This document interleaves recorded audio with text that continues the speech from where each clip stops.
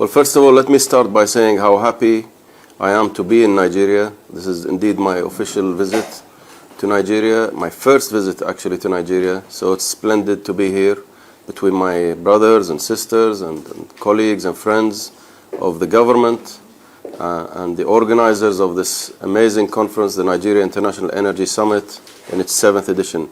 Of course, it goes without saying that Nigeria, I call it an integral part of OPEC. Nigeria, funny enough or interesting enough, is that Nigeria became an independent nation on the 1st of October 1960. OPEC was formed on the 14th of September 1960, just 2 weeks apart. Coincidence, but indeed an interesting coincidence, that our destinies would be so intertwined between Nigeria and OPEC. And over the years and decades, Nigeria, since it joined OPEC in 1971, has played an amazing and outstanding role as a consensus builder, as a leader, as a problem solver that has really positively impacted all the decisions that were taken throughout the history of OPEC with the contribution of Nigeria. Nigeria is without a doubt the biggest oil producer in the continent. It is an important player on the global scene. Therefore, it only makes sense that Nigeria is part of the OPEC fabric, and OPEC is part of Nigeria's fabric as well. We look at all the valuable contributions by many Nigerian public servants over the years and decades who have served as OPEC Secretary Generals, who have served as the President of the OPEC Ministerial Conference over the years, the people that have represented this great country at OPEC over the years and decades. It is part of the DNA of OPEC, let me put it this way, that Nigeria must be there, Nigeria is there, and Nigeria will continue to be there. I had the honor and privilege of meeting with His Excellency, the President of the Federal Republic of Nigeria, Senator Bola Tinubu Ahmed, and it was a very good meeting. On my first day since I arrived, I was received by His Excellency, who assured us of Nigeria's continued presence in OPEC, participation in OPEC for the future, as oil represents such a big and important part of the Nigerian economy, Nigeria's development, and will continue to do so for decades to come. Therefore, to me, to our colleagues, to our other member countries, Nigeria is critically important in OPEC and will continue to be an important player within OPEC.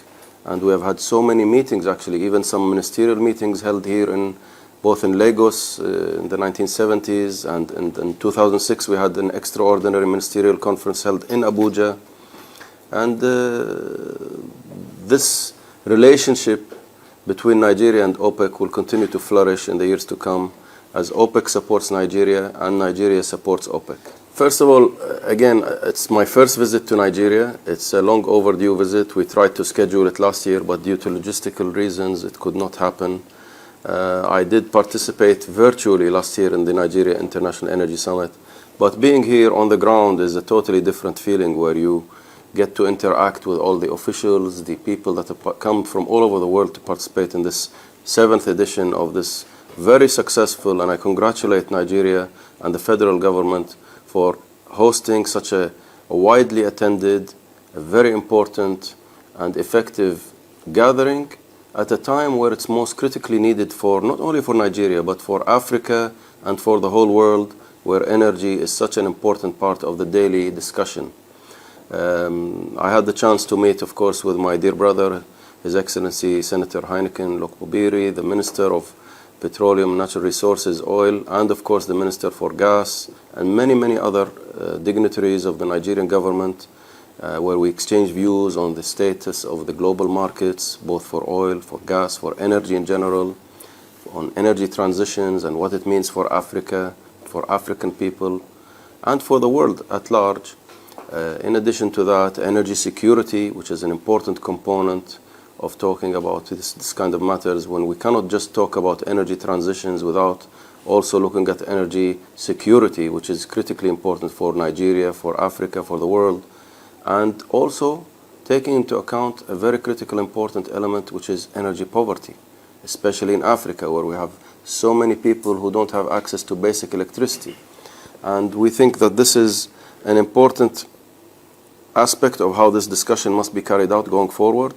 Therefore, this conference, the Nigeria International Energy Summit, presented a very good chance and opportunity for people to discuss all these aspects, with bringing different perspectives from all around the world as Nigeria takes this transition forward into future sorts of energy, while also continuing to depend on the conventional sources of energy, namely oil and gas.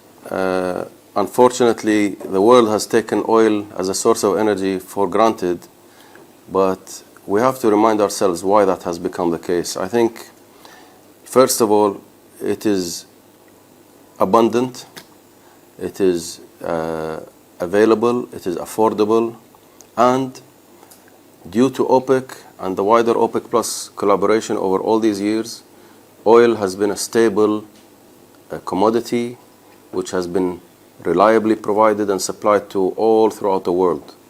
And therefore, today oil represents around 30% of the global energy mix. In our long-term projections, in our World Oil Outlook, we also continue to project that oil will still represent around 30% by the year 2045. Oil demand will continue to grow, despite all the messages about it declining. Nevertheless, if we look at the fundamental factors that lead us to this conclusion, they are very simple and straightforward. Number one, the size of today's global economy is going to double in size by the year 2045. Number two, global population is going to increase from currently around 8 billion to 9.5 billion by the year 2045. And most of that growth is going to be in non-OECD developing part of the world, Asia, Middle East, Africa, and so forth. Number three, which is equally important, is the rapid rate of urbanization. To put things into context, all of this will require around 23% more energy consumption by the year 2045. And oil will continue to play an integral role as part of that energy mix. Gas as well, which will be increasing in its share. And we believe that, yes, coal consumption will decline and renewables will accelerate as the world keeps pushing rapidly towards achieving lesser emissions and lower emissions, where renewables will play a bigger part in the energy equation. However, renewables are starting from a very low base today and will rise at a very high pace. Nevertheless, oil will remain a fundamental cornerstone of supplying the world with all its energy requirements. To put things into more context, since we are in Nigeria today and in Abuja specifically, there are estimates around that by 2030, which is only actually 6 years from today, there will be around 600 million people around the world moving into new cities, developing new cities around the world. Now, if we consider the population of Abuja is around 4 million citizens or people, this basically translates into 150 new Abujas will be created from now till 2030. So therefore, that begs the question, can one source of energy simply provide for all of that? All of that phenomenal and staggering growth that we are expected to see in population, in energy demand, in consumption, in urbanization requirements, where new cities, like I mentioned, will be developed. All of that growth requires simply all forms of energy, all sources of energy, yes, with a continued focus on decarbonization and reducing emissions around the world. But to push the narrative that one source of energy can simply replace another is misguided in our opinion. It is not constructive and not helpful. In fact, it will lead to energy crises in the future. We therefore continue to push the narrative in OPEC that we firmly believe, our conviction is that all forms of energy will be required. Oil, gas, renewables, and everything we can get our hands on because of the phenomenal growth that the world will witness in terms of economic growth, in terms of population growth. And oil has fueled everything we believe we have today, that we enjoy today, the basic lifestyle that we have, everything that we really enjoy, whether it's flying or driving or even the clothes that we wear, our simple, basic daily life needs that come as derivatives of oil and petroleum products. This has been the case for so many years, decades. We believe that will continue to be the case even in the future. And when we talk today about some, unfortunately, who are pushing a narrative that renewables, for example, will replace oil, we do not believe that to be the case for simple reasons. If you look even today at, let's take an example, wind turbines or solar panels, they also contain a whole array of petroleum products or derived products that are necessary to create them and to construct them. Even the electric vehicles with the lithium-ion batteries that ultimately come from petroleum products such as carbon or calcined coke to produce the batteries that are required for these electric vehicles.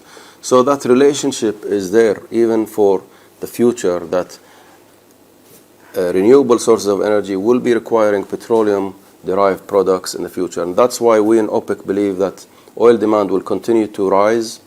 By the year 2045, our latest outlook shows it at 116 million barrels a day.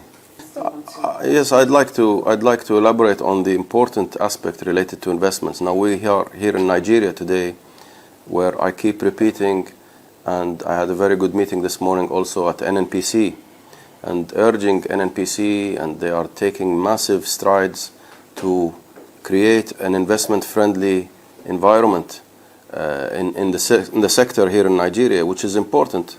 At OPEC, our outlook shows that the oil industry alone will require $14 trillion, 14 trillion with a T, from now to 2045 for the full value chain in the oil business with upstream, midstream, and the downstream sectors. And this is exactly due to the points that I was mentioning earlier on about that massive rise in energy demand that will be required, and oil continuing to represent 30% of the energy mix by 2045. And by the way, this is not just OPEC alone saying this. If you look today at many reliable, reasonable forecasting agencies or independent forecasting agencies, they all have that same view that oil will continue to represent a major share of the energy mix going forward in the future. Well, it's maybe you call it a tour of Africa, but for me, I call it a homecoming, actually, because I represent all the member countries in OPEC, whether they are African or not. We are all one bonded family, and we do not look at ourselves as being from a different country. We really, when we get in that building, in those meetings, we all feel that we are part of the OPEC family. Now, it is routine for the Secretary General to conduct these visits to member countries. So I have been around to seeing most of the member countries. I think I've seen all of them now, almost all of them. And in January, I was in Libreville, in Gabon, as well as Brazzaville. Of course, the significance of my visit to Gabon, Libreville, is because this year, Gabon holds the rotating presidency of the OPEC conference. Therefore, it's essential for the Secretary General to meet with the president of the conference, who's His Excellency Minister Marcel Abeke of Minister of Petroleum of Gabon, to consult and to set out the plans on running the affairs of the organization and how we will conduct our meetings, our schedule for the whole year, and so forth. As well as Congo, Brazzaville, I had the pleasure of being there and also meeting with the Secretary General of APO, which is based in Brazzaville, as you know. And this is also part of the ongoing efforts that we have to continue to develop that OPEC-Africa relationship. In Cairo this year, I was at a conference where we, on the sidelines, also had our high-level dialogue with African Union, the Energy Commissioner, and with the Secretary General of APO, and a few of the executives from the refining and distribution, ARDA, and AFREC were all at the meeting, and we do this on a regular basis, not only with Africa, but OPEC has embarked on a very extensive dialogue program since 2005, where we have established many dialogues with the EU, European Union, with China, India, with Russia, and of course with Africa. But also we are now extending that even further, trying to develop more dialogues with other consuming countries around the world, such as Japan and South Korea. We even have talks with the United States producers, so it's not just a producer-producer dialogue, but also we try to focus our efforts on developing more dialogue with consumers around the world. All right, Your Excellency, thank you once again. At last just concluded COP28, OPEC and OPEC family led by your Excellency had very strong boots on the ground, had a very strong canvas, and the opinions were very loudly heard.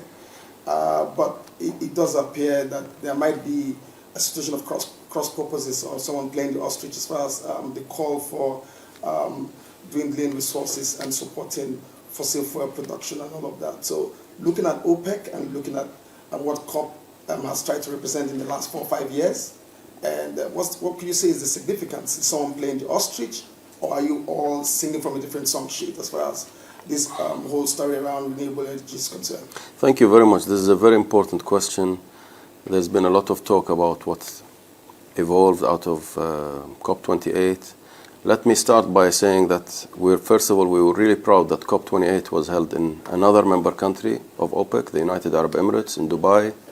It was a success, despite what everybody else is saying. And I believe the beauty of this meeting is twofold. Number one, the UAE presidency successfully managed to bring everybody to the table. Now, to have any successful outcome at any meeting, you have to bring all stakeholders to the meeting.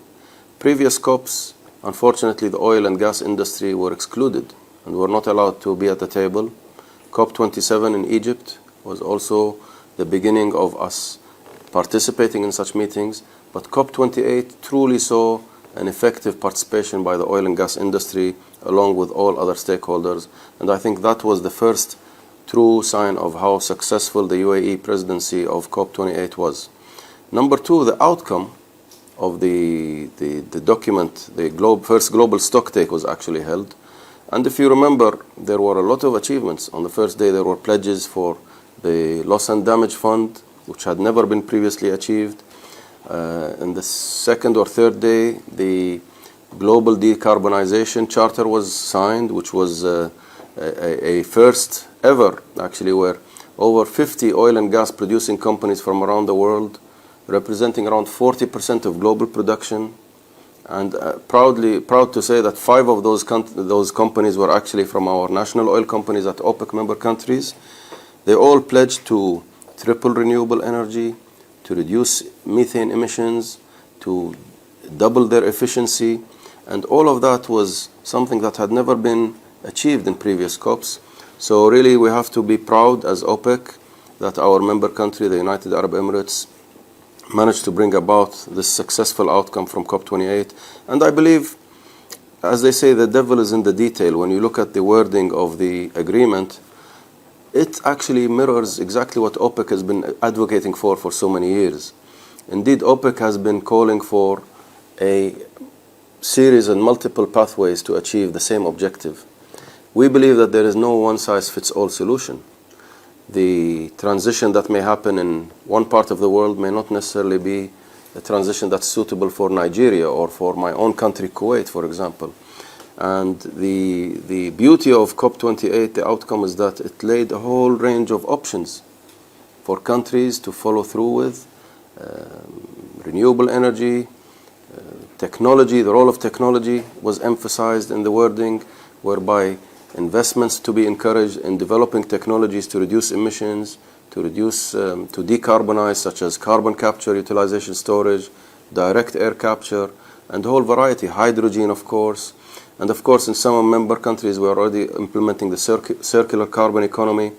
So there are plenty of pathways that are there in the wording of the agreement for COP28 that enable everybody to pursue their own pathway towards reducing emissions. So I think it was a very successful COP. Again, I would like to congratulate ourselves and the United Arab Emirates for that. Okay, in galvanizing what you do as a global organization and a very strong stabilizer of the world global energy, especially for fossil. I mean, whilst a lot of people might think that OPEC is an organization there is some cartels that are working. But what you do and the role you play in stabilizing global energy is significant, and which has led to the commendation you got from the United States recently in the report.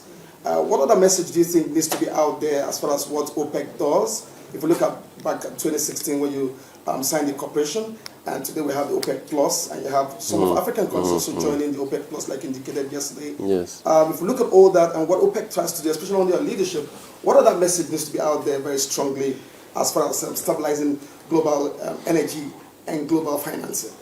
Well, that's a great question. I think number one thing we really believe in firmly is the continuation of dialogue. As I mentioned earlier, we have a special division within OPEC that focuses on expanding our dialogue and outreach to consumers around the world. We believe that consuming countries and producing countries must have synergies together. We provide stability, as you mentioned, to the global energy market, oil market, through reliable supplies. We ensure that the supplies are steady and reliable and stable. We make sure that the market is always balanced. Of course, this has an implication for longer-term investment. We try to create an investment-friendly climate. We believe that these investments are absolutely necessary. We will continue to advocate for the continuation of investments in oil, as well as the technologies required to decarbonize our operations. This is ongoing. This has been ongoing for years. We have many projects coming up in many of our member countries that will be coming over into activity in the next couple of years, CCUS projects. And in addition to that, we also advocate for renewables and investing in renewables. And we have member countries that are leaders in this respect, taking strides ahead in investing in solar, nuclear, wind, and what have you. Therefore, we will continue to advocate for inclusiveness, open door policies. We don't close our doors to dialogue with anybody. We are there to help dialogue because we believe that energy and oil is an important source of economic prosperity for the world. As we have done in the past 64 years or 63 years since OPEC was created, we will continue to foster this attitude and environment in our approach to dealing with energy stability for the way forward. Thank you, Mr. Thank you, Thank you very much. Thank you. You did promise to come to Nigeria when you had a virtual interview with us, and we're happy you did. Thank you. I'm really happy to be here. Thank you for your response. No, thank you for your time. I just want to Thank you. one question on is OPEC threatened by the decision of the most advanced countries to move towards electric cars? Okay, it's fine. It's fine. No, well, it's a good question. First of all, no, it's not about being threatened, if I may respond. It's about I don't know if you were here earlier on. We believe that electric cars will have a role, yes. In fact, in some member countries, countries have set up factories to build EVs. We are not against it, just to be clear. We are not against renewables and renewable energies. We believe there is an issue we have to deal with, which is climate change, yes. We believe that reducing emissions overall is the solution. It is not replacing one source of energy with another. So, yes, electric vehicles will expand, even though there is some data today about certain countries who have been leaders, in the penetration of EVs in their fleets, has not really affected oil demand that much. Oil demand is not just for transportation, it's for petrochemical use, for aviation, for many other sources of energy. Therefore, it is not a threat, in my opinion. In fact, we embrace renewable energies, as I said. We believe that all sources of energy will be required, including EVs in the future fleet of transportation fleet. Thank you. Thank you. Thank you.